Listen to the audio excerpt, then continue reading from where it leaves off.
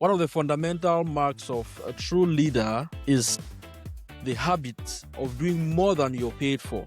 But to do that, we have to deal with the hardest person to lead in the world, and that is yourself. Leading yourself is the hardest level of leadership, because if you haven't dealt with your own internal demons, your ego and your fears, you eventually bleed that chaos into your own team or your career. Let me share a bit of my own journey with this, especially while I was navigating the corporate space. Now, if you're an introvert like myself, you find that challenging the hierarchy or having difficult conversations at the workplace is very, very terrifying, because you constantly have this fear of the unknown or the fear of losing your job. I remember early in my career, and especially as a junior, there was this project that involved data analysis. And this project I was very, very excited about.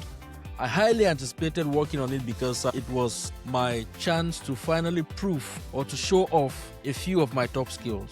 But I was denied this opportunity to work on this project. The crazy part is that the refusal didn't even come from my manager or a member of my immediate team. It came from another team member whom I'd never even worked with.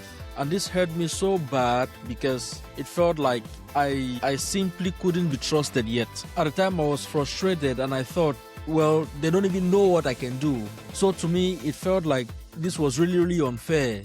But then I realized that this is where you have to put on your CEO hat. When you enter a new environment, especially early on, your first job is to pipe down, observe, and understand the culture.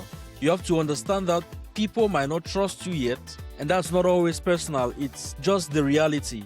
But instead of shrinking, you have to actively build a track record. Sometimes that means volunteering for difficult assignments that no one else wants, so that when you succeed, you become undeniably valuable. You don't have to let one rejection define your internal boardroom. You don't let someone else's no become your permanent ceiling.